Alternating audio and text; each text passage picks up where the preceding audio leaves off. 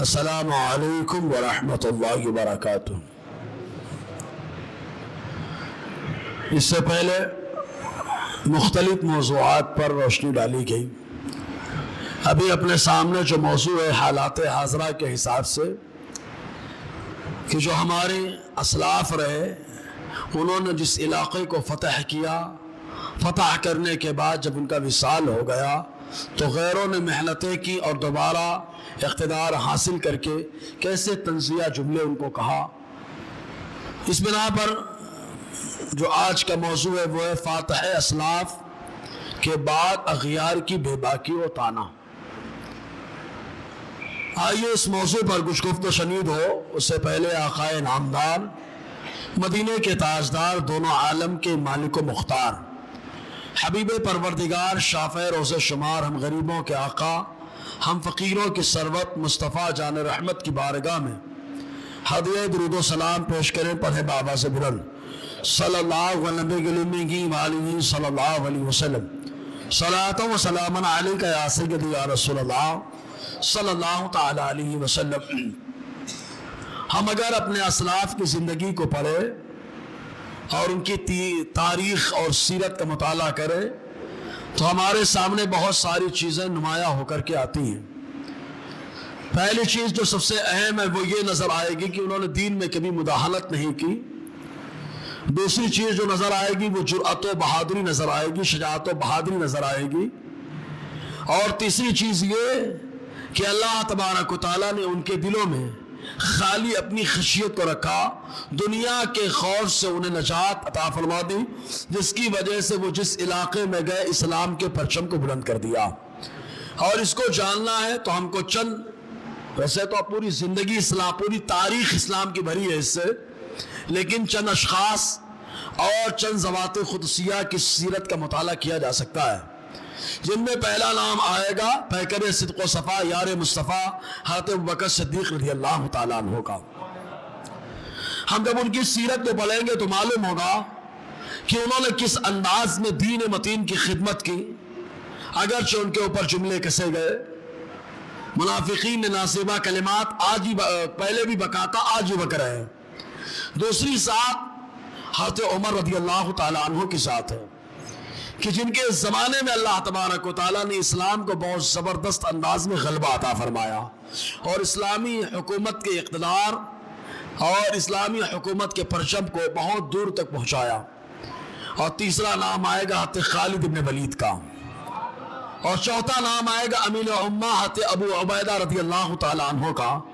جب ان ناموں کا ذکر چلے گا تو محمد بن قاسم کا بھی نام آئے گا، طارق ابن زیاد کا بھی نام آئے گا، محمود غزنوی کا بھی نام آئے گا، سلطان نور الدین زنگی کا بھی نام آئے گا، سلطان صلاح الدین ایوبی کا بھی نام آئے گا، اور سلطان یوسف بن تاشفین کا بھی نام آئے گا، اور وزیر خاص حضرت منصور حاجب کا بھی نام آئے گا۔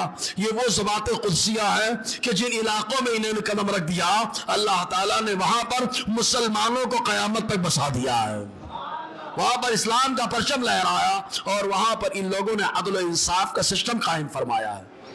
لیکن ان کے وصال کے بعد غیروں نے کیسی بے باکی کی اور غیروں نے کیسے مذاق اڑایا اور غیروں نے کیسے اسلام کو ختم کرنے کی سازشیں رچی ہیں۔ اس سلسلے میں آپ سب سے پہلے حضرت صلاح الدین ایوبی رحمۃ اللہ علیہ کی ذات کو دیکھیں۔ فلسطین کا معاملہ ہمارے سامنے ہے، مسجد اقصی کا معاملہ ہمارے سامنے ہے۔ یہ کوئی معمولی جگہ نہیں ہے، یہ وہ جگہ ہے کہ دنیا اپنے میپ سے تو نکال سکتی ہے لیکن مصطفیٰ نے محشر کے میپ میں اس کو داخل فرما دیا ہے۔ حضور صلی اللہ علیہ وسلم نے فرمایا حشر کا میدان جس مقام پر قائم ہوگا وہ ملک شام کی سرزمین ہوگی۔ ایک موقع پہ حضور صلی اللہ علیہ وسلم نے فرمایا شام کے شہیدوں کا حال بڑا پیارا ہے، وہیں پر شہید ہوں گے، وہیں پر دفن ہوں گے، محشر کا میدان قائم ہوگا اور وہیں پر کھڑے ہو کر محشر میں جمع ہو جائیں گے۔ تو حضور صلی اللہ علیہ وسلم نے بڑی تعریفیں کی ہیں۔ سلطان صلاح الدین ایوبی رحمۃ اللہ علیہ کے پردہ فرمانے کے بعد غیروں نے ان کے اوپر کیسے جملے کسے ہیں۔ سلطان صلاح الدین ایوبی، والد کا نام نجم الدین ایوب ہے، ایوب اسی وجہ سے آپ کو ایوبی کہا جاتا ہے، والدہ کا نام ست الملک خاتون ہے، حضرت سلطان صلاح الدین ایوبی رحمۃ اللہ علیہ، آپ کے والد اور والدہ کا جو نکاح ہے بڑا پیارا انداز رہا ہے یار۔ آپ کے والد حضرت نجم الدین ایوب رحمۃ اللہ علیہ اب کافی عمر ہو گئی تو شادی کرنے کے لیے تیار نہیں تھے۔ آپ کے بڑے بھائی نے کئی بار کہا کہ کیوں نکاح نہیں کر لیتے، تو آپ نے فرمایا آج کے دور کی خاتون میرے لائق نہیں ہے۔ تو آپ کے بڑے بھائی نے کہا، یعنی حضرت سلطان صلاح الدین ایوبی کے بابا نے کہا کہ اگر آپ کے لائق کوئی خاتون نہیں ہے تو میں بادشاہ یا وزیر کی بچی سے آپ کے رشتے کی بات کرتا ہوں۔ تو آپ نے فرمایا وہ بھی میرے لائق نہیں ہے۔ تو کہا پھر آپ کے لائق کون ہے؟ تو سلطان صلاح الدین ایوبی کے والد ذی قدر نے کہا تھا، میں ایسی خاتون سے شادی کرنا چاہتا ہوں جو میرا ہاتھ پکڑے اور جنت تک ہاتھ نہ چھوڑے، اور اس کے شکم سے میرا اللہ ایسا مجھے شہزادہ دے جو مسجد اقصی کو آزاد کرائے۔ یہ بات رکھی، آپ کے والد جو ہے بھائی خاموش ہو گئے، کچھ گفتگو نہ کی۔ اتفاق سے ایک بزرگ جن کے ماننے والے کردستان میں بہت زیادہ لوگ موجود تھے، سلطان صلاح الدین ایوبی رحمۃ اللہ علیہ بڑے عقیدت مند رہے۔ آپ کے والد چنانچہ آپ تشریف لے گئے تو وہیں پر ایک خاتون پردے کے ساتھ آئی، محو گفتگو تھے اس شیخ سے گفتگو کر رہے تھے۔ شیخ نے جیسے خاتون کو دیکھا پردے کے ساتھ آئی ہوئی ہے، سلطان نجم الدین سے کہا تھوڑا آپ خاموش رہے اور ٹھہر جائے، میں اس خاتون سے پہلے بات کر لوں، اس کے بعد آپ سے بات کرتا ہوں۔ خاتون کی طرف متوجہ ہوئے، ارشاد فرمایا بیٹی میں نے جو پیغام بھیجا تھا، میں نے جو رشتہ بھیجا تھا، آپ نے اس کو قبول کیوں نہیں کیا؟ تو اس خاتون نے بھی جواب دیا، جو رشتہ حضور آپ نے بھیجا تھا بلا شبہ سب کچھ اچھا تھا، ٹھیک ٹھاک معاملہ تھا، لیکن وہ میرے حساب سے نہیں تھا۔ آپ نے فرمایا تمہارے حساب سے رشتہ کون مناسب ہوتا ہے؟ تو ان خاتون نے جواب دیا جن کا نام ست الملک خاتون تھا، انہوں نے ایک جملہ کہا حضور میں یہ چاہتی ہوں کہ میں ایسے شوہر سے نکاح کروں، ایسے آدمی سے نکاح کروں جو میرا ہاتھ تھامے تو جنت میں لے کر کے جائے، اور اس کے ذریعے سے مجھے اللہ ایسا بیٹا دے جو مسجد اقصی کو آزاد کرائے۔ بولو یار، سلطان صلاح الدین ایوبی کے والد نے سنا کہ ہماری سوچ کتنی میچ کرتی ہے، کتنی ملتی ہے۔ چنانچہ جیسے ہی وہ خاتون جانے کے بعد سلطان نجم الدین نے فوراً شیخ کی بارگاہ میں عرض کیا کہ حضور میں اس خاتون سے نکاح کرنا چاہتا ہوں۔ جیسے ہی آپ نے کہا وہ خاتون سے نکاح کرنا چاہتا ہوں، تو شیخ نے کہا ارے کہاں آپ بڑے گھرانے سے آپ کا تعلق ہے، آپ ان خاتون سے کیسے نکاح کرو گے؟ یہ تو بہت غریب گھر کی خاتون ہے۔ آپ نے فرمایا غریب کی ہو یا کہیں کی ہو، میں ان سے نکاح کرنا چاہتا ہوں۔ شیخ نے کہا معاملہ کیا ہے؟ کہا میری اور ان کی سوچ بہت ملتی ہے، ہم دونوں کی فکر ایک ہے، تو ہم نکاح کریں گے تو ضرور اللہ تعالیٰ کرم کرے گا۔ اور جب نکاح ہوا تو اللہ تعالیٰ نے ایسا شہزادہ عطا کیا جس نے مصر میں بھی اور مصر کے بعد ملک شام میں اور مسجد اقصی میں اسلام کے پرچم کو بلند فرمایا ہے۔ اس کو دنیا فاتح بیت المقدس سلطان صلاح الدین ایوبی کے نام سے جانتی ہے۔ آپ کی زوجہ محترمہ کا نام عصمت الدین خاتون ہے، اور آپ کے 3 بیٹے ہوئے، ایک کا نام افضل ہے، ایک کا نام عزیز ہے اور ایک کا نام ظاہر ہے۔ 3 بیٹے سلطان صلاح الدین ایوبی رحمۃ اللہ علیہ کے ہوئے۔ کئی بار آپ نے مسجد اقصی کو آزاد کرانے کے لیے حملہ کیا، کئی بار حملہ کیا، لیکن ہر بار ناکام ہو رہے تھے۔ لیکن ناکامی کی وجہ سے خاموش نہیں بیٹھ گئے، بلکہ اسباب پہ غور کر رہے تھے کہ اسباب کیا ہیں جن کی وجہ سے ناکامی کا معاملہ آ رہا ہے۔ آخرکار اللہ تبارک و تعالیٰ نے ایسا کرم کیا کہ مسجد اقصی کو آپ نے آزاد کرایا۔ یروشلم اور مسجد اقصی اور ملک شام کو صلیبیوں سے اور عیسائیوں سے، یہ وہ لوگ تھے جو کٹر پنتھی کے شکار تھے، تشدد کے شکار تھے، ان لوگوں سے آزاد کرایا۔ اور آزاد کرانے کے بعد بچپن میں ایک ممبر انہوں نے خریدا تھا اور اس ممبر کو مسجد اقصی کی زینت بنایا ہے۔ اور جب آزاد کرا لیا مسجد اقصی کو، تو جو صلیبیوں کی طرف سے کمان سنبھال رہا تھا وہ تو مارا گیا، لیکن اس کی بیوی جب بچی تو وہ حضرت سلطان صلاح الدین ایوبی رحمۃ اللہ علیہ سے وہ بات کرنے کے لیے آئی۔ جب بات کرنے کے لیے آئی، اس نے بہت ساری باتیں کی۔ ان سے سلطان صلاح الدین ایوبی نے ایک بہت پیارا جملہ کہا تھا۔ آپ نے ارشاد فرمایا کہ تمہارے شوہر نے میرے اوپر حسن بن صبا کے فدائیوں کے ذریعے. حسن بن صبا وہ شخص تھا جو نشے کی چیزیں دے دے کر کے لوگوں کو اپنے فیور میں کرتا اور فیور میں کرنے کے بعد مسلمانوں کے خلاف ان کو یوز کرتا. چنانچہ آپ نے فرمایا تمہارے شوہر نے حسن بن صبا کے فدائیوں کا استعمال کیا اور 4 بار میرے اوپر قاتلانہ حملہ ان لوگوں نے کیا. لیکن کیا ہوا؟ نتیجہ یہ ہوا کہ جتنے بار حملہ کرنے آئے وہ سب مارے گئے اور تمہارے شوہر نے حملہ کرایا تھا، تمہارا شوہر ہی مارا گیا اور میرے اللہ نے مجھے سلامت رکھا ہے، میرے اللہ نے مجھے سلامتی دی. سلطان صلاح الدین ایوبی رحمت اللہ علیہ بڑے زبردست. بہرحال اور آپ نے کئی مقامات پر لوگوں کے ساتھ بڑی مہربانی کا بھی معاملہ رکھا ہے، بہت مہربان. اور ظاہر سی بات ہے جن کے اندر اسلام رہتا ہے تو ہمیشہ 2 پہلو رہتے ہیں، ایک سخت رہتا ہے، ایک نرم رہتا ہے. اللہ تبارک و تعالیٰ نے صحابہ کی بھی جو تعریف کی ہے تو نرم پہلو کو بھی بتایا ہے اور سخت پہلو کو بتایا. نرم کس کے لیے؟ کہ آپس میں بڑے مہربان ہوتے ہیں. تو آپسی مہربانی یہ خوبی ہے. اور غیروں پہ مہربانی جو کٹر تشدد کا شکار ہے اس آدمی پہ مہربانی یہ اچھائی کی نشانی نہیں بتائی جاتی. آپس میں مہربانی اور غیروں پہ سختی. سلطان صلاح الدین ایوبی رحمت اللہ علیہ اس کے مکمل مجسمہ تھے، چلتی پھرتی تصویر تھے. بہرحال آپ کا جب وصال ہوا، پوری زندگی جنگ لڑتے رہے، وصال فرما گئے. وصال فرمانے کے بعد آپ کی قبر انور کہاں؟ ملک شام میں ایک مسجد ہے جس کو جامع امیہ کہا جاتا ہے یا اموی مسجد کہا جاتا ہے. اس مسجد کے متصل میں آپ کی قبر شریف تیار کی گئی. آپ وہاں آرام فرما ہوئے.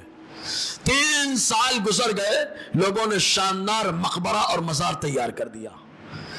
سلطان صلاح الدین ایوبی رحمت اللہ علیہ جو زمانے تک حکومت کرتے رہے، لوگ ان کے نام سے کانپتے تھے. وصال ہو گیا، 3 سال گزر گئے. اس کے بعد جب ان کا وصال ہو گیا، وصال کرنے کے بعد دوبارہ فرانسیسی لوگوں نے حملہ کیا اور حملہ کرنے کے بعد مسلمانوں کو جب اپنا غلام بنانا چاہا تب ایسی صورت میں ایک شخص آیا جو فرانسیسی جنرل تھا، اس کا نام گورا وڈ تھا. اس نے ایک جملہ کہا تھا حضرت صلاح الدین ایوبی رحمت اللہ علیہ کے مزار پہ آنے کے بعد. اسے جانتے کیا کہا تھا؟ یہ بے ادبی کیا، تاکہ کچھ تاریخ کی کتابوں میں لکھا ہے کہ پاؤں بھی مارا قبر کو. پاؤں مارنے کے بعد کہتا ہے اٹھو صلاح الدین. صلاح الدین نہیں کہتے تھے وہ لوگ، صلاح الدین. اٹھو صلاح الدین، ہم پھر آ گئے. ذرا اندازہ لگائیے، جب تک حضرت صلاح الدین ایوبی حیات رہے یہ وہی لوگ ہیں جو کانپتے تھے، لیکن وصال فرمانے کے بعد اتنی جرات ان کے اندر آئی کہاں سے؟ کیونکہ معلوم ہو گیا ایک صلاح الدین ہے، اب دوبارہ صلاح الدین بننے کے لیے کوئی تیار نہیں ہو رہا ہے. انگریز بننے کے لیے ہر کوئی تیار ہے، یہ جنرل بننے کے لیے ہر کوئی تیار ہے، لیکن سلطان صلاح الدین ایوبی بننے کے لیے کوئی تیار نہیں ہے. کیوں؟ کیسے تیار ہوگا؟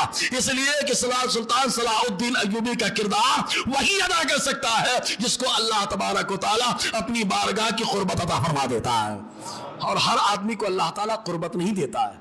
تو اس نے جملہ کہا تھا، پاؤں مارا، اور پاؤں مارنے کے بعد کہا اٹھو صلاح الدین، ہم پھر آ گئے.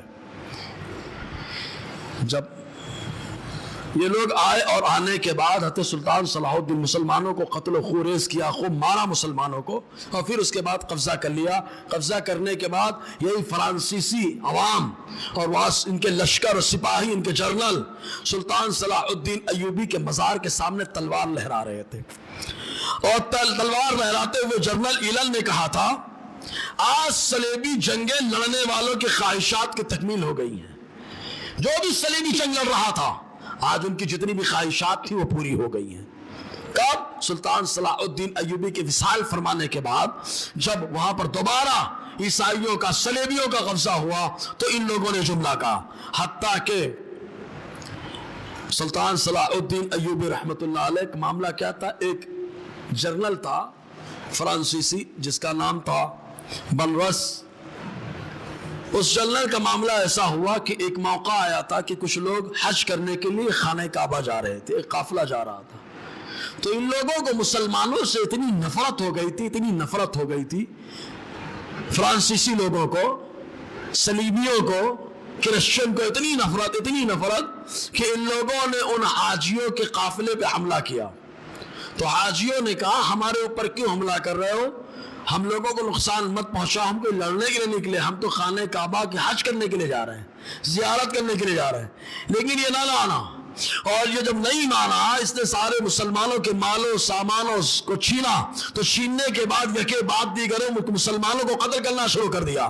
تو جانتے اس خبیث نے جملہ کہا تھا اور ان قافلے والوں سے کہا تھا، قافلے والوں یہ کہو اپنے نبی کی بارگاہ میں بلاؤ محمد کو اور کہو کہ ہماری مدد کرنے کے لیے آئے۔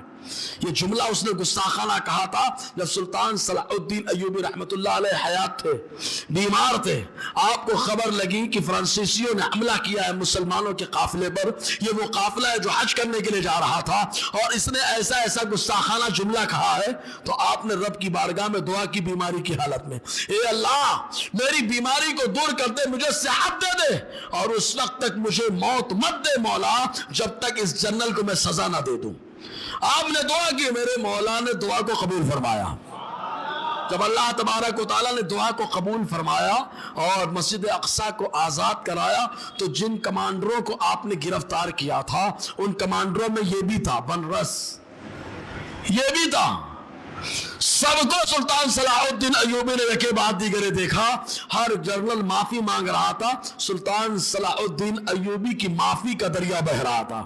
آج سب کو معاف کر رہے تھے، جاؤ جاؤ چھوڑ رہے تھے۔ معافی کا ایک فائدہ یہ ہوا کہ بہت سارے لوگوں نے بعد میں اسلام کو بھی قبول کر لیا، لیکن جیسے ہی جنرل بس کے پاس پہنچے تو اس کو دیکھتے ہی فوراً تلوار میان سے نکالی، وہ ہاتھ جوڑ کے معافی مانگتا ہے، لیکن فوراً نکالی، اس کے وہیں پہ ٹکڑے ٹکڑے کر دیا، اور کرنے کے بعد ارشاد فرمایا تو نے کہا تھا بلاؤ محمد کو تمہاری مدد کرنے کے لیے آ جائے، تو سن لے ہمارے نبی نے ہم لوگوں کی پکار کو سن لیا اور اپنے نوکر صلاح الدین ایوبی کو بدلہ لینے کے لیے بھیج دیا ہے۔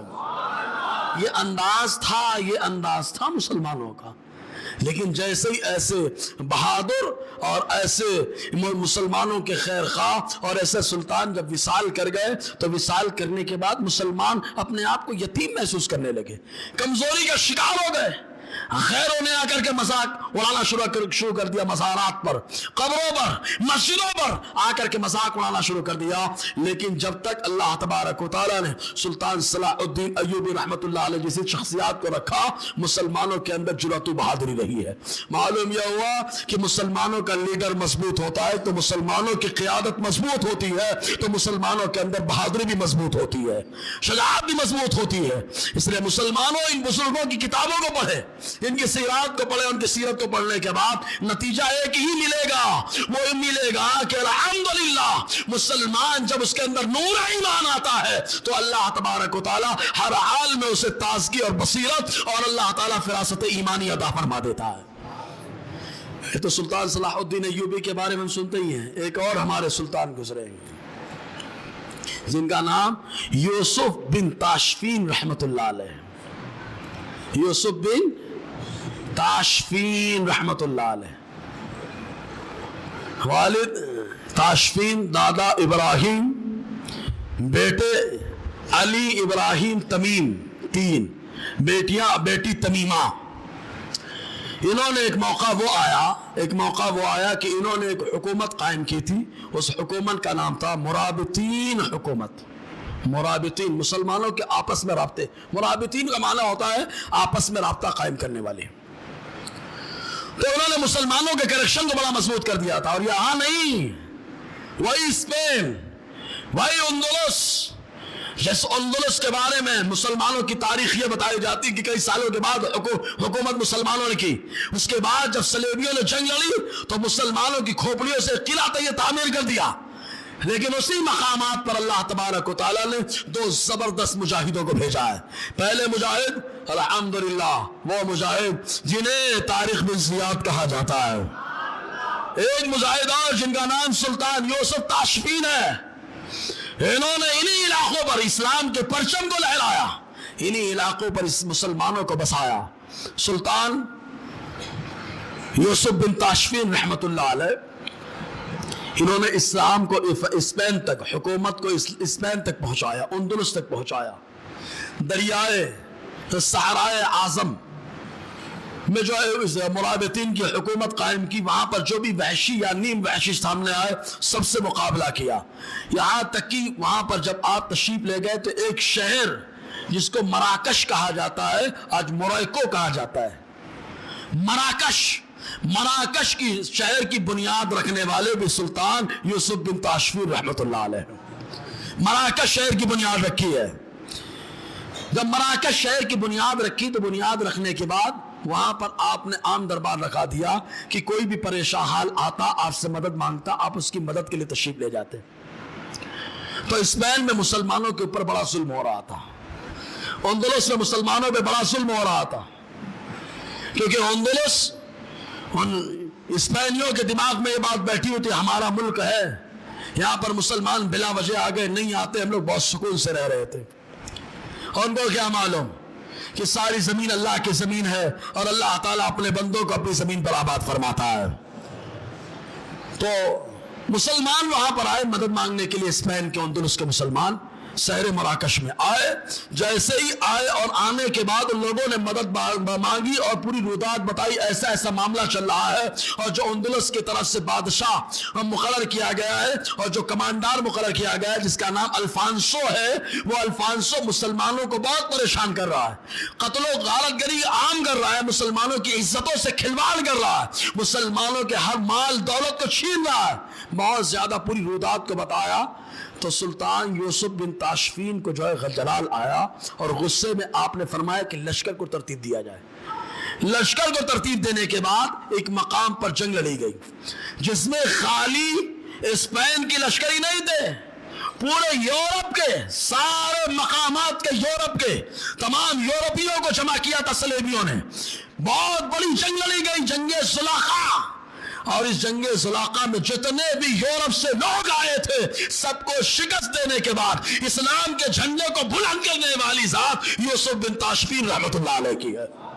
پورے یورپ کی لشکریوں کو شکست کیا تھا حضرت یوسف بن تاشفین رحمۃ اللہ علیہ نے۔ اس کا اثر یہ ظاہر ہوا، ایسا ظاہر ہوا کہ اسپین اور اندلس مسلمانوں پر کافی حد تک ظلم کرنا کم ہو گیا، لوگ کنٹرول میں آ گئے، معلوم ہو گیا کہ مسلمانوں کا ایک قائد موجود ہے، مسلمانوں کا ایک سربراہ موجود ہے جو اگر ذرا بھی تکلیف کو محسوس کرے گا تو وہ اینٹ سے اینٹ بچانے کی طاقت رکھتا ہے۔ تو جنگ زلاقہ لڑی، بڑی زبردست شکست دی، پورے اندلس میں ماتم چھا گیا تھا، اور اس کے بعد جب ماتم چھایا تو حکومت مرابطین جو آپ نے قائم کی تھی یوسف بن تاشفین نے، حکومت مرابطین کو بڑھایا، اور یہ حکومت بغداد کی حکومت سے کنیکٹ تھی، بڑھایا، آگے بڑھایا، لیکن اس کے بعد آپ نے تقریباً جب حکومت کی بنیاد رکھی وہاں سے لے کر 50 سال حکومت کی ہے اور عدل و انصاف کے ساتھ حکومت کی، لیکن اس کے بعد جب وصال ہو گیا، جب وصال ہوا ان کا،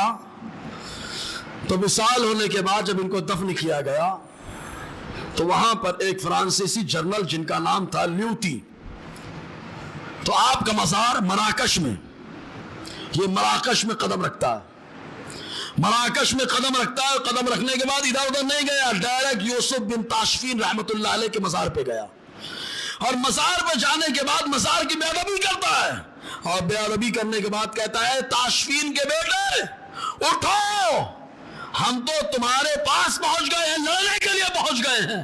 ذرا تصور کریے، جب تک حیات تھے تب تک ہمت نہیں ہوئی، لیکن وصال ہو گیا تو مسلمان اتنے کمزور پڑ گئے کہ ان کے مزار کے پاس آ کر کے چیلنج کیا جا رہا ہے، ان کے ساتھ گستاخی کی جا رہی، بے ادبی کی جا رہی ہے۔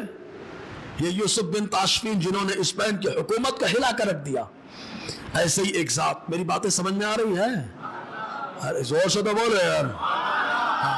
ہمارے یہاں کیا معلوم، ہمارے یہاں ایک لفظ جب سے میدان میں آ گیا ہے، جب سے مسلمانوں کے حال اللہ خیر گیا، صبر کرو بس، صبر کرو بس، ابا کے انتقال پہ صبر ہو نہ ہو لیکن دوسری چیز پہ صبر کر لو، مسجدوں کا سودا ہو جائے، ڈکار لے تو پیسہ نکلے پھر بھی بول رہے صبر کرو، یہ حال ہو گیا ہم لوگوں کا۔ اور اگر کوئی بولنا شروع کر دے، بولے بہت بولتا ہے، ارے کم سے کم یہ کوئی گواہی دے نہ گواہی دے، ہم نے فرض کفایہ ادا کر لیا، روزے محشر اگر یہ ممبر گواہی دے دے گا تو اپنا بیڑا پار ہو جائے گا یار، اپنا بیڑا پار ہو جائے گا۔ یہ یوسف بن تاشفین رحمۃ اللہ علیہ، یہی اس میں जहां पर मुसलमानों के साथ क्या नहीं हुआ है, यही उंदुलुस जहां पर मुसलमानों के साथ क्या नहीं हुआ है। लेकिन अल्लाह तबारक व तआला ने ऐसे ऐसे हमारे आइडियल हमारे सामने पेश किए हैं, ऐसे ऐसे बहादुर और शजाअत कमांडर हमारे सामने पेश किया मुसलमानों के, कि अगर हम उनकी जिंदगी को पढ़े तो बहुत कुछ जो है तब्दीली ला सकते हैं अपनी जिंदगी में। बहरहाल एक और शख्सियत का नाम बताता मैं, जिनका नाम है हाजिब मंसूर। हाजिब माने होता है वजीर, यहाँ माना है। तो उमवी खलीफा थे हिशाम इब्न हकम, हिशाम इब्न हकम के वजीर थे, और इन्होंने सबसे पहले उंदुलुस फतेह करने का ख्वाब देखा है। बोलो यार, इन्होंने सबसे पहले ख्वाब देखा था कि उंदुलुस फतह करना है, इस्लाम का परचम लहराना है। हिशाम इब्न हकम के वजीर थे,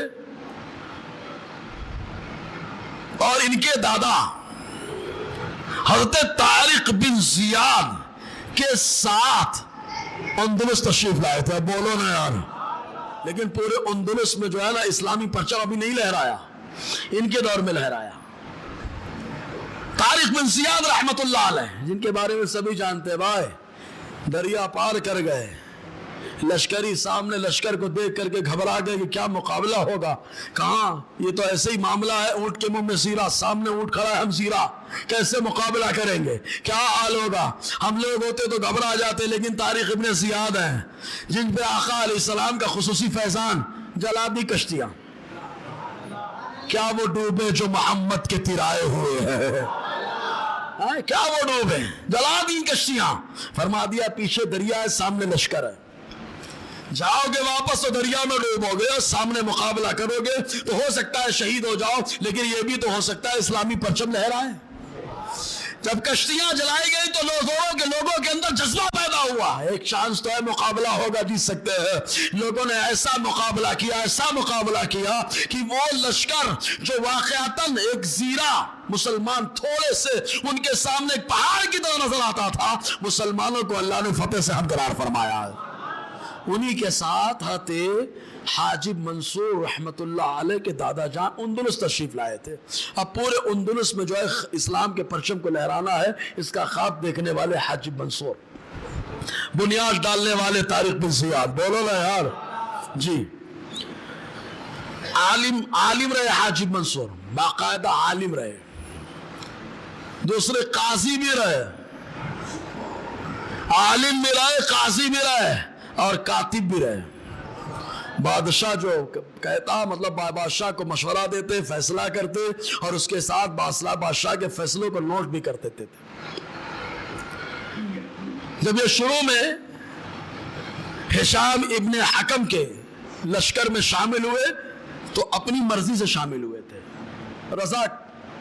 रज़ाकाराना तौर पे शामिल हुए, और उसके बाद अल्लाह तबारक व तआला ने बला की, शजाअत व बहादुरी को आपसे नवाजा, जिसकी वजह से कर्तबा जो स्पेन और उंदुलुस का एक कैपिटल सिटी है, कर्तबा के लिए आपका इंतखाब हुआ, और वहाँ की जो पुलिस थी उस पुलिस के अफसर के तौर पे इंतखाब हो रहा है हाजिब मंसूर का।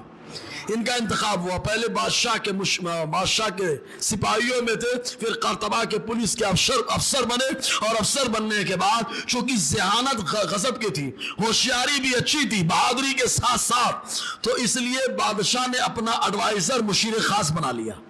बादशाह के साथ ज्यादातर रहते थे। गुनागू खूबियों की वजह से बादशाह ने रफ्ता रफ्ता इनको लश्कर का गवर्नर बना दिया, और जब लश्कर का गवर्नर बना दिया तो इन्होंने एक दो नहीं 50 जंगों में मुसलमानों की क़ियादत की है। और सुनो यार, कितनी जंगों में? 50 जंगों में मुस्लिमों की क़ियादत की। और हाजिब मंसूर के बारे में मशहूर हो चुका था कि जिस जंग में ये शरीक हो जाते हैं अल्लाह ताला मुसलमानों को गलबा अता फरमाता है। इन 50 जंगों में एक भी जंग ऐसी नहीं जिसमें इनको शिकस्त हुई हो, हर जंग में ये फतेह पाए, हर जंग में। जैसे सहाबा और ताबईन के दौर में हज़रत खालिद इब्न वलीद के बारे में लोगों का दिमाग बन गया था कि खालिद इब्न वलीद जिस जंग में शरीक हो जाए अल्लाह ताला मुसलमानों को फतेह अता फरमाता है ना। तो वैसे इनके बारे में आया, सामने फतेह हुई। तो अब इन्होंने ख्वाहिश जाहिर की کہ فرانس کا جو علاقہ ہے اس علاقے کو فتح کر لیا جائے، اور فتح کرنے کے بعد فرانس کے علاقے کو بھی اسلامی ریاست اور حکومت میں شامل کر لیا جائے۔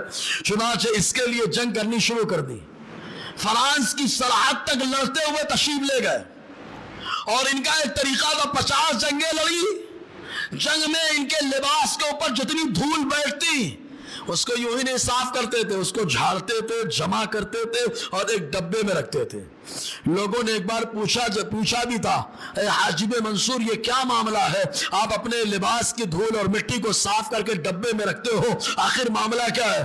آپ نے فرمایا میری یہ وصیت ہے کہ جب میں شہید ہو جاؤں یا وصال کر جاؤں تو مجھے جب دفنانا تو اس مٹی کو میرے ساتھ رکھ دینا، تاکہ روز محشر اگر میرا مولا مجھ سے پوچھے اے حاجب منصور تو نے کیا میرے لیے کیا، تو میں رب کی بارگاہ میں اس مٹی کو پیش کر دوں اور کہوں مولا یہ مٹی میری کارکردگی کی گواہ ہے کہ میں نے جو بھی جنگیں لڑی ہیں اپنے لیے نہیں لڑی ہیں مولا، سب تیری رضا کے لیے لڑی ہیں۔ یہ حاجب منصور رحمت اللہ علیہ کا جملہ تھا۔ اے جنگ تو فرانس سے جنگ لڑتے فرانس کے سرحد تک آپ پہنچے، اور پہنچنے کے بعد آپ کا وہیں پر وصال ہوا، اور جب وصال ہو گیا تو وہیں پر آپ کو سپرد خاک کیا گیا، اور جب سپرد خاک کیا گیا تو فرانس کے لوگوں کو معلوم ہوا حاجب منصور وصال کر گئے، پورے فرانس میں جشن منانے کا حکم دیا گیا۔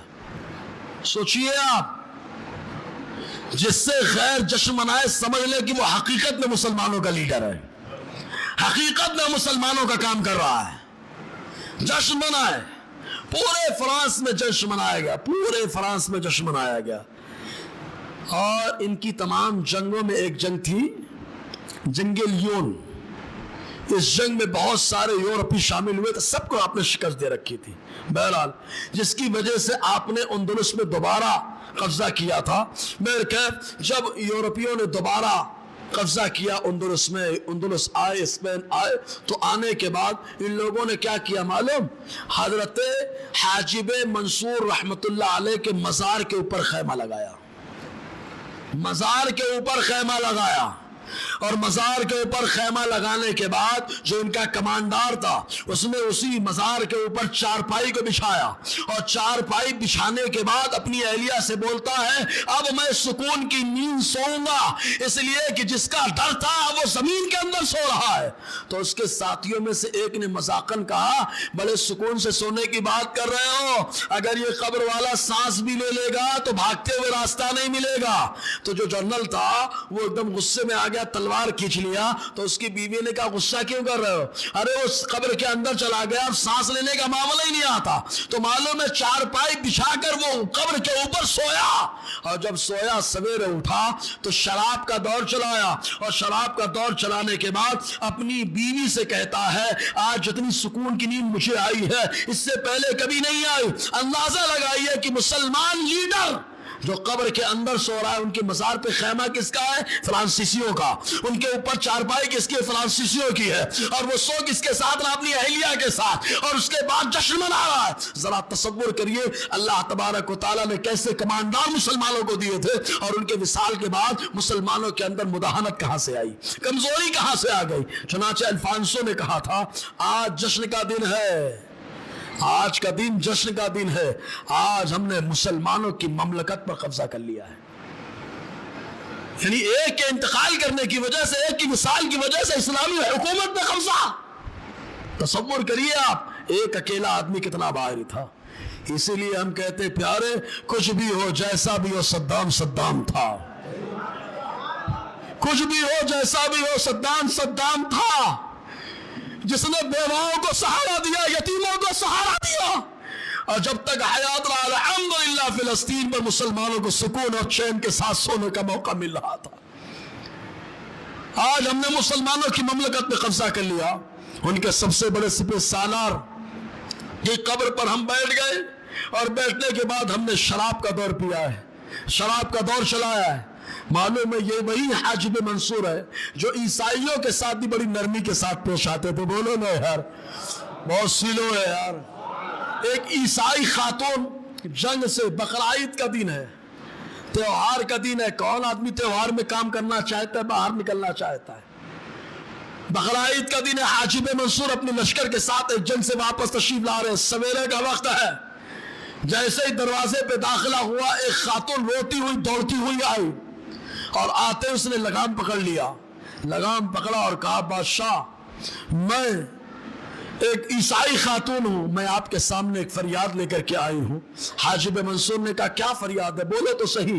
ये गुलामान मोहम्मद है, एक फरियाद लेकर के आई हूं। कहा क्या फरियाद है, क्या मामला। कहा 7 दिन से मेरी छोटी सी बच्ची है, गायब हो चुकी है। मैं अपने ईसाई बादशाहों के पास, कमांडरों के पास गई तो सब ने जो है माजरत कर ली और कहा कि अगर तेरी कोई मदद करेगा तो यह हाजिब मंसूर मदद करेगा। खुद ईसाई है और ईसाई कमांडरों ने माजरत कर ली है, मदद के लिए आई है तो मुसलमान कमांडर के पास आई है, गवर्नर के पास आई है। हाजिब मंसूर ने कहा मामला क्या है। कहा 7 दिन हो गए मेरी बेटी गायब हो चुकी है और लोगों ने यह अफवाह फैला दी है मुसलमानों ने गायब कर दिया है।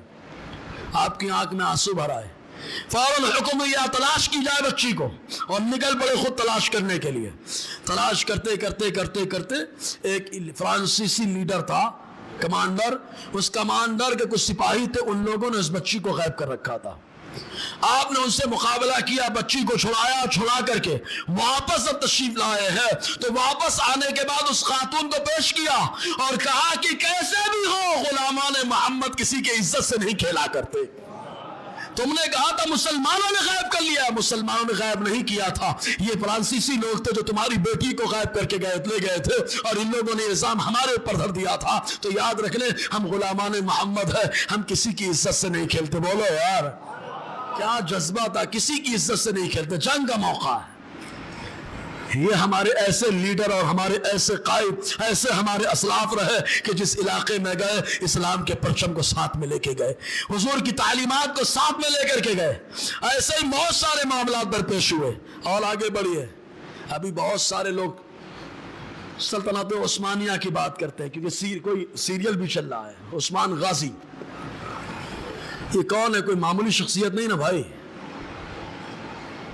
जिन्होंने यूरोप को हिला करके रख दिया, जिन्होंने हुकूमत की बुनियाद डाली। मालूम है जब खिलाफत उस्मानिया को ख़त्म किया गया था, खिलाफत उस्मानिया को ख़त्म करने के बाद यूनान की हुकूमत ने ख़त्म किया और ख़त्म करने के बाद इनके लश्करी जब तुर्की में दाखिल हुए तो यूनानी फौज का सरबराह सोफोक्लस ने उस्मान गाजी के मज़ार पे हाजिरी दी और वहां मज़ार पे जाने के बाद जानते क्या जुमला कहा था? कहा था उठो ऐ बड़ी पगड़ी वाले, उठो ऐ अजीम उस्मान, उठो, देखो अपने पोतों की हालत को देखो, हमने उस अजीम सल्तनत को खत्म कर दिया है जिसकी बुनियाद तुमने रखी थी। हम फिर से तुम्हारे पास लड़ने के लिए आए हैं, हम फिर से तुमसे मुकाबला करने के लिए आए। जब तक आया तो हिम्मत नहीं हो रही है, लेकिन विसाल हो गया तो हर कोई धमकी देने के लिए, जुमले बोलने के लिए आ रहा है। इसलिए मुसलमानों आज भी आप गौर करो, हिंद के हालात को देखो। हमारे असलाफ ऐसे गुजरे कि जब यहाँ पर कदम रखे आए तो थोड़े, लेकिन अल्लाह ताला ने उन थोड़े को पूरे हिंदुस्तान में फैला दिया है, जा बजा फैला दिया है। जगह जगह पर अल्लाह ताला ने शहीदों की जमात को रख दिया है। कोई आता है नजलाबाद में तो आने के बाद जब मुकाबला कर रहा है, गर्दन अलग है, बदन अलग है, एक हाथ में गर्दन है, एक हाथ में तलवार है, मुकाबला हो रहा है। दुनिया ने उन्हें इमाम बादशाह के नाम से जाना है। हमारे असलाफ ऐसे रहे प्यारे कि गर्दन अगर कट गई तो कट गई, गर्दन रख लिया हाथ पर, मुकाबला कर रहे हैं। अरे सोचो जब गर्दन कटाने के बाद हाथ चलाने की ताकत है, ये शोहदा ऐसे है कि जमीन के ऊपर भी जिंदा है। सोचो जब जमीन के ऊपर जिंदा है तो अल्लाह ने जमीन के अंदर कैसी जिंदगी अता फरमाई होगी। और आगे बढ़िए, यही पेन कोकन के पट्टे में जाइए, देखिए आप पेन। सैयद जलालुद्दीन चिश्ती रहमतुल्लाह अलैह, जिस्म कहीं पर है, बदन सर कहीं पर है। कहा क्या हुआ था? कहा यहाँ पे गर्दन कट गया तो गर्दन वहां दफन हो गया, लेकिन बदन घोड़े पे सवार है, हाथों से मुकाबला जारी है। बोलो यार, अब हम आज से पूछेंगे कौन सी आंखों से वो देख रहे थे, कौन सी आंखें थी? गर्दन तो कट गया, सर तो वहीं पर है, कौन सी आंखों से देख रहे? तो हम कहेंगे ईमान वाला जब देखता है तो इन आंखों का इस्तेमाल कम करता है, ईमान की आंखों का इस्तेमाल ज्यादा करता है। ہے نا، یہ ہمارے اسلاف رہے ہیں۔ اور پڑھیے جا کر کے صحابہ کرام میں حضرت عمر کی زندگی کو پڑھیں یار۔ ایک کتاب ہے، میں تو ابھی منگایا، PDF ہے میرے پاس، اس کو میں کئی بار بولا کہ انشاءاللہ اس سے بیان بھی آئے گا، فتوح الشام۔ ہمارے ایک حاجی صاحب فجر بعد اکثر لوگ چائے پینے کے لیے بیٹھتے ہیں، اکثر ذکر کرتے ہیں کہ حضرت خالد ابن ولید کے اوپر بیان ہونا چاہیے، آئے گا انشاءاللہ، بیان آئے گا۔ 60,000 کے مقابل میں 30 لوگ، بولو نا یار، 60,000 کا لشکر ہے اور کتنے کو لے کے جا رہے ہیں؟ ارے 30 لوگ، حضرت ابو عبیدہ لے کے آ رہے ہیں، اور لے لو، کہا نہیں ہم 30 لوگ کافی ہیں، بولو نا یار۔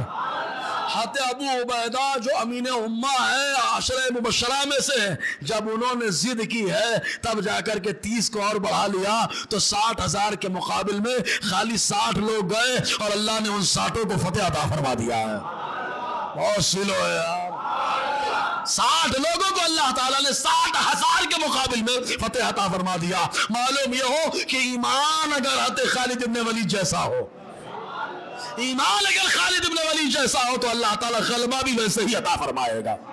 آج بھی اگر براہیم سا ایمان پیدا، آگ کر سکتی ہے اندازے گلستہ پیدا۔ آج تو ہم ڈیپینڈنٹ ہیں، ہماری مدد کے لیے یہ آئے گا، ہماری مدد کے لیے وہ آئے گا، ہمارے سپورٹ کے لیے وہ آئے گا۔ ہم نے کہا دنیا ایک طرف ہو جائے، میرے اللہ نے جب سے پیدا کیا تب سے سپورٹ کا وعدہ فرما دیا ہے۔ اللہ ولی الذین آمنوا، اللہ تعالیٰ قرآن میں فرماتا ہے اللہ ولی الذین آمنوا، اللہ ان لوگوں کا مددگار ہے جو ایمان لائے۔ بہت سنو یار، تو جو ایمان لائے ان کا مددگار کون؟ اللہ مولانا، اللہ ایمان والوں کا مولا ہے، مددگار ہے۔ تو جس کا مددگار اللہ ہو وہ گھبرائے، بہت افسوس کا مقام ہوتا ہے۔ تو فتوح الشام موبائل میں تو ہے میرے پاس، PDF میں، عربی میں مترجم بھی ہے میرے پاس اور پڑھ بھی چکے ہیں۔ تو میں بیروت سے اس کو منگایا، اگر وہ کتاب آ جائے تو دیکھنا، انشاءاللہ وہ سیریز چلے گی، پھر معلوم ہوگا صحابہ کرام کی مصطفیٰ نے کیسے ویسے مدد کی ہے یار۔ ایک واقعہ سناؤ اگر آپ لوگ کہیں تو۔ ایک صحابی ہیں جو مجھے بہت ان کا نام اچھا لگتا ہے اور ان کا کردار، جن کا نام تھا دامش۔ کیا نام تھا؟ دامش۔ ہمارے یہاں نام بتاؤ، بولے کیسا نام ہے؟ ہم نے کہا بڑا پیارا نام ہے، نام والے کا اثر آ جائے گا تو کیا ہوگا یار۔ یہ غلام تھے، غلام اکیلے مقابلہ کرنے کے لیے جاتے تھے بھائی، اکیلے۔ جذبہ بڑا پیارا تھا، بڑا خطرناک، ان کے بارے میں بہت کچھ آیا۔ معلوم ہے ان کو ایک مرتبہ صلیبیوں نے قید کر لیا تھا، اور جب قید کر لیا، قید کرنے کے بعد ایک دن اچانک رات میں ان کی قید سے نکل کر حضرت ابو عبیدہ کے خیمے میں آ گئے۔ حضرت ابو عبیدہ نے دیکھا کہ ارے تم کو تو قید کر لیا تھا، تم آزاد کیسے ہو گئے؟ مسکرانے لگے حضرت دامش، مسکراتے ہوئے کہتے ہیں ہم کیسے قید رکھ سکتے ہیں، ہم کو قید میں ان لوگوں نے ڈالا تھا، مصطفیٰ نے قید سے آ کر کے نکال دیا ہے۔ قید میں ان لوگوں نے ڈالا تھا، مصطفیٰ نے آ کے قید سے مجھے نکال دیا ہے۔ اب لوگ سوچو ذرا، لوگ بولے مدد نہیں کرتے، ہم نے کہا دامش کی طرح ایمان لاؤ، اللہ تبارک و تعالیٰ مدد کرنے کے لیے اپنے محبوب کو خود بخود بھیج دے گا یار، مدد بھی ہو جائے گی، جلوہ مصطفیٰ بھی مل جائے گا یار، ہے نا۔ تو فتوح الشام اس نے پڑھے تو انشاءاللہ وہ کتاب ہے تو سیریز چلے گی وہ۔ اب یہیں پر حضرت خالد بن ولید رضی اللہ تعالیٰ عنہ کا پیغام امت کے نام دینا چاہتا، بس بڑا پیارا پیغام ہے۔ چونکہ ہم لوگ سب سے زیادہ بھی موت سے ڈرتے ہیں، ابھی وہاں جائیں گے تو یہ ہو جائے گا، اچھا سفر کر رہے ہیں اس سے نہیں ڈرتے کہ ہمارا بچہ رائڈنگ کر رہا ہے گرے گا مر جائے گا، بائک لے کے دے رہے ہیں ہمارا بچہ ایکسیڈنٹ میں مر نہ جائے، اس سے نہیں ہم لوگ ڈرتے، لو بھائی کوئی مسئلہ نہیں، دوسرے کام کے لیے مر نہ جائے کہیں۔ حضرت خالد بن ولید رضی اللہ تعالیٰ عنہ، جن کو میرے نبی نے اللہ کی تلوار کہا ہے، اور سنو یار، اللہ کی تلوار مصطفیٰ کہیں، فرماتے ہیں موت لکھی نہ ہو تو موت خود زندگی کی حفاظت کرتی ہے، موت اگر لکھی نہیں ہے تو موت خود زندگی کی حفاظت کرتی ہے۔ جب موت مقدر ہو تو زندگی دوڑتے ہوئے موت سے لپٹ جاتی ہے، موت جب مقدر ہو تو زندگی دوڑتے ہوئے موت سے لپٹ جاتی ہے۔ زندگی سے زیادہ کوئی جی نہیں سکتا، موت سے پہلے کوئی مر نہیں سکتا۔ ایک اس کا جملہ ہے خالد ابن ولید کا، زندگی سے زیادہ کوئی نہیں جی سکتا، موت سے پہلے کوئی مر نہیں سکتا. اگر آدمی کی موت نہ لکھی ہو تو موت خود ہی زندگی کی حفاظت کرتی ہے. آگے آپ نے جو بزدلی دکھائے، کمزوری دکھائے، اس کے تعلق سے آپ کا ایک جملہ ہے. اچھا ایک بات بتائیں پہلے، ہمارا تقدیر پر ایمان ہے کہ نہیں ہے؟ زور سے بولو نا یار. اللہ نے جو ہماری تقدیر میں لکھا وہ ہو کر رہے گا. صحیح ہے؟ جب موت لکھی ہے تب آ کر رہے گی. جتنی روزی لکھی ہے اتنی مل کے رہے گی. جتنا عمل اللہ نے لکھا ہے اتنا ہو کر رہے گا.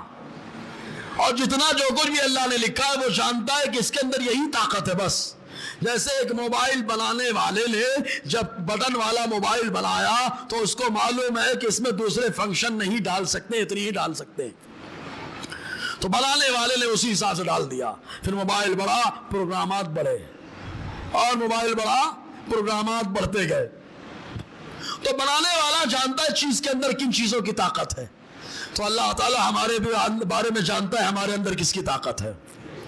تو جیسی طاقت ہمارے اندر ہے اللہ نے ویسی چیزیں ہمارے اندر ڈال دی ہیں.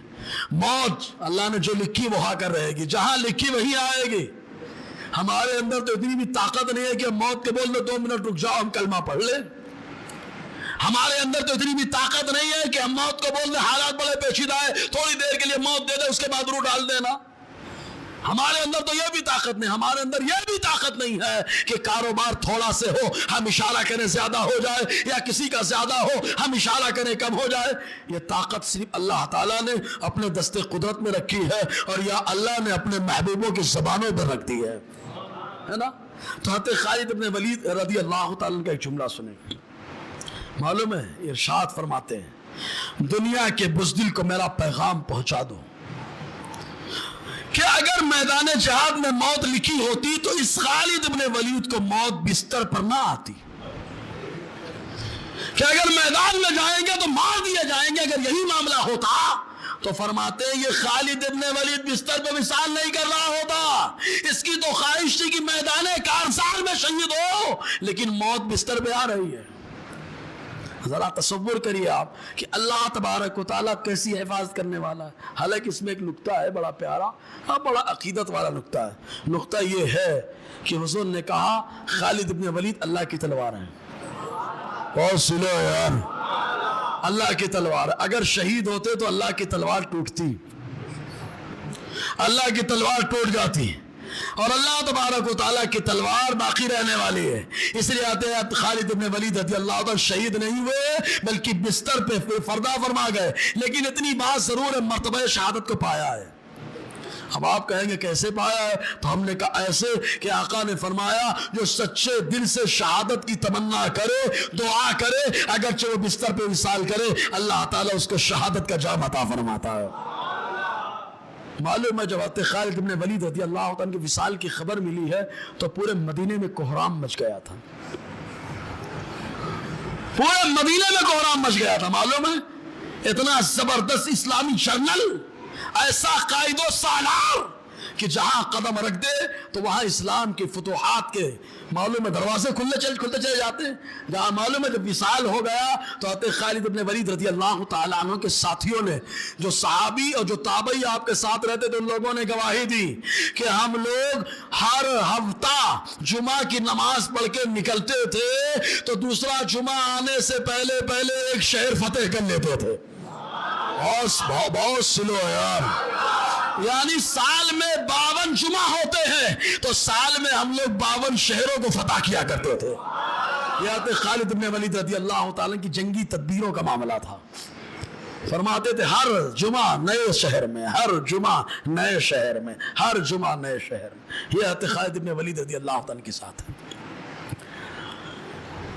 ان کا وصال جب ہوا ہے تو وصال کے موقع پر کوئی زیادہ سامان تو آپ کے پاس نہیں تھا، خالی وہی تھا سب، جس کے بارے میں ایک صاحب نے لکھنے کے ٹائم پہ کہہ دیا ہم کو اس کی ضرورت نہیں ہے. ایک صاحب نے کہا، سب جانتے کہ کس صاحب نے کہا تھا، انہوں نے اسی ٹائم پہ ہمارے ہاتھوں کو کاٹ دیا. بولے ہم مسلمان، ہم کو اس کی کیا ضرورت؟ کیوں خالد بن ولید مسلمان نہیں رہے؟ حضور صلی اللہ علیہ وسلم سے پکا ایمان والا کون دنیا میں پیدا ہوا؟ حضور مثال فرما رہے ہیں، ماں خدیجہ کے گھر میں کھانا پکانے کے لیے کچھ نہیں ہے، لیکن آقا علیہ السلام کی تلواریں لٹک رہی ہیں، بولو نا یار، حضور کے گھر میں تلواریں لٹک رہی ہیں۔ یہ حضور صلی اللہ علیہ وسلم کا معاملہ رہا۔ ہمارے یہاں تو خالی مسواک کی سنت ہے بس۔ معلوم ہے خالد ابن ولید رضی اللہ تعالیٰ جب وصال فرما گئے تو بظاہر آپ کے پاس کوئی سامان نہ تھا، کوئی سامان نہ تھا، لیکن تلواریں، نیزے، خنجر، یہی ہے خالد ابن ولید رضی اللہ تعالیٰ عنہ کا اثاثہ رہا ہے۔ گھوڑا جو خالد ابن ولید رضی اللہ تعالیٰ عنہ کا نام تھا، جس کا نام تھا اشجر، حضرت خالد ابن ولید رضی اللہ تعالیٰ عنہ کے وصال سے آپ کا گھوڑا رونے لگا۔ تصور کریے کہ کتنی محبت اللہ تعالیٰ نے حضرت خالد ابن ولید رضی اللہ تعالیٰ عنہ کی آپ کی سواری کے اندر ڈال دی ہے۔ جتنی جنگیں لڑی ہے اسی گھوڑے پہ سوار ہو کر کے حضرت خالد ابن ولید گئے، لیکن غیروں نے بعد میں کیا کیا؟ ایک بات تو حضرت خالد ابن ولید نے جو بڑی پیاری لگتی ہے مجھے، اور میں اکثر بولتا بھی ہوں، ایک مرتبہ ایک یہودی نے خالی اسلام کو آزمانا چاہا تھا، کہا کہ اگر یہ پیالہ ہے جس میں زہر ہے، اگر آپ پی لو آپ کو کچھ تکلیف نہ ہو تو میں مسلمان ہو جاؤں گا، میں مسلمان ہو جاؤں گا۔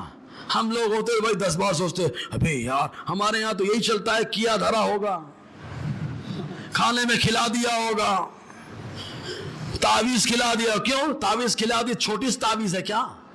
چبائے نہیں ہو کیا؟ چبانے میں تعویذ دبی نہیں ہے کیا؟ سمجھنے والی بات، بولے اس میں کھلا دیا ہوگا، اس میں پلا دیا ہوگا، یہ سب چلتا ہے سلسلہ۔ وہ الگ بات ہے کہ جادو وغیرہ حق ہے، اس سے انکار نہیں کیا جا سکتا، لیکن ہمیشہ وہی معاملہ۔ تو حضرت خالد بن ولید رضی اللہ تعالیٰ عنہ کی بارگاہ میں یہ معاملہ آیا تو آپ نے پیالہ لیا، کیا پڑھا؟ بسم اللہ الذی لا یضر مع اسمہ شیء فی الارض ولا فی السماء وهو العلیم۔ خالد دعا پڑھے، دعا پڑھنے کے بعد پیالہ پہ منہ سے ہونٹوں سے لگایا، پینا شروع کر دیا۔ پیا تھا تو زہر تھا، اتارا حلق کے نیچے، اللہ نے زہر کے اثر کو ختم فرما دیا ہے۔ یہ خالد بن ولید رضی اللہ تعالیٰ نے۔ آج بھی ہوگر براہیم سا ایماں پیدا، آگ کر سکتی ہے اندازے گلستہ پیدا۔ تو ہمارے اسلام میں ایک سے ایک ہیرو موجود ہیں، ایک سے ایک ہیرو موجود ہیں۔ خلدآباد شریف کی سرزمین پہ چلے جاؤ، وہاں پہ کئی ہیرو نظر آئیں گے، بولو یار۔ کوئی ایسا ہیرو ہے جو روحانیت کے ذریعے سے پروان چڑھا رہا ہے، اور کوئی حکومت کے ذریعے سے اسلام کو بڑھا رہا ہے، جنہوں نے پوری زندگی اپنے ہاتھ کی کمائی پیش کی۔ ارے جنہوں نے اپنے استاذ کو خالی چمنی پیش کر دیا، 14 سال ان کے استاذ نے خالی کاروبار کیا، اللہ نے کروڑوں کا مالک بنا دیا ہے۔ سوچو وہ کتنا انصاف کرنے والے رہے ہوں گے۔ لیکن ہمارے یہاں لوگ کہتے ہیں، بولے اگر ہم کو نمبر دینے کی بات ہے ہم ان کو 8 دیں گے۔ ابے ہم نے کہا تو 8 دے گا، تجھے 9 دیں گے۔ یہ وہ ہیں جن کے بارے میں میرے امام نے کہہ دیا اللہ تعالیٰ نے انہیں مجدد بنایا ہے، اور مجدد اپنے دور کے تمام ولیوں کا امام ہوتا ہے، سمجھے نا؟ تو جو ہمارے لیڈر، جو ہمارے قائد، جو ہمارے سالار گزرے ہیں، ان کی وصال کے بعد ہی لوگوں نے گستاخیاں کی ہے۔ حیات میں تو جرأت نہیں تھی کہ ان کی بارگاہ میں کچھ کہا جائے۔ سالار مسعود غازی، بولو یار، جہاں ہر گھنٹے حضرت خضر کی آمد ہوتی ہے، حضرت خضر اسلام کی آمد ہوتی ہے، وہ مسعود غازی علیہ رحمت و رضوان۔ بہرحال ہمارے بہت سارے اسلاف ہیں، ہم لوگ سیرت پڑھیں، صحیح سے پڑھیں، اور بزدلی کے واقعات تو دیکھنے کے نہیں، بہادری کے واقعات دیکھنا ہے۔ اگر کوئی معاملہ ہوتا ہے تو ہم تو یوسف علیہ السلام کے غلام ہیں، قید میں جاتے بھی ہیں تو حکومت کرنے کے لیے، بولو نا، ہے نا؟ تو ایسا معاملہ بھی ہوتا ہے۔ اللہ تعالیٰ کریم ہے، مسلمانوں کو اللہ تعالیٰ کہنے سننے سے زیادہ عمل کی توفیق عطا فرمائے۔ دوران گفتگو غیر شرعی کلمات نکلے ہوں تو استغفر اللہ رب ان کے سبات و اشہد ان لا الہ الا اللہ واشہد ان محمد عبدہ ورسولہ۔ جو لوگ سنت نہ پڑھو، سنت پڑھیں۔ السلام علیکم۔